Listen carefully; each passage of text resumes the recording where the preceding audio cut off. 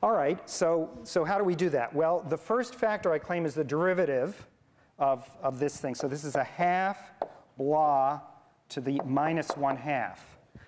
So I'm doing this by the sort of advanced method now because we've already graduated. You already did the chain rule last time.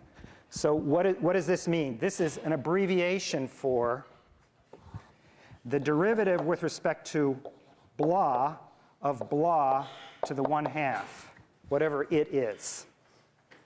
All right, so that's the first factor that we're going to use. Rather than actually write out a variable for it and pass through, as I did previously with this y and x variable here, I'm just going to skip that step, and I'm going to let you imagine it as being a placeholder for that variable. So this variable is now parenthesis.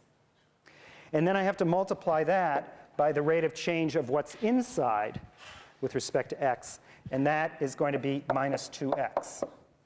All right, the derivative of 1 minus x squared is minus 2x.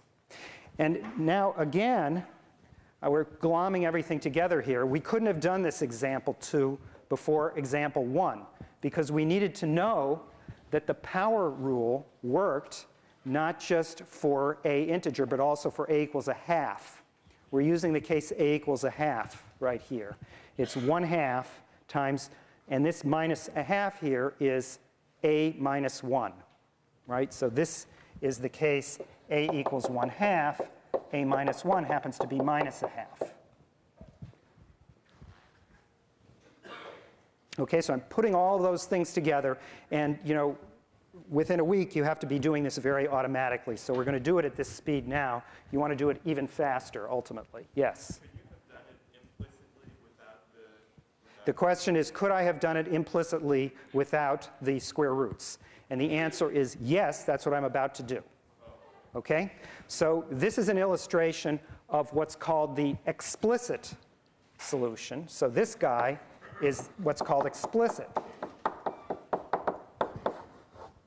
And I want to contrast it with the method that we're going to now use today. So it involves a lot of complications. It involves the chain rule, and as we'll see, it can get messier and messier. And then there's the implicit method, which I claim is easier. All right? So let's see what happens if you do it implicitly. The implicit method involves, instead of writing the function in this relatively complicated way with the square root, it involves leaving it alone. Don't do anything to it. In this previous case, we were left with something which was complicated, say x to the 1/3 or x to the 1/2 or something complicated. We had to simplify it. We had an equation 1 which was more complicated. We simplified it and then differentiated it. And so that was the simpler case. Well, here the simplest equation for us to differentiate is the one we started with, because squares are practically the easiest things after first powers or maybe 0th powers to differentiate.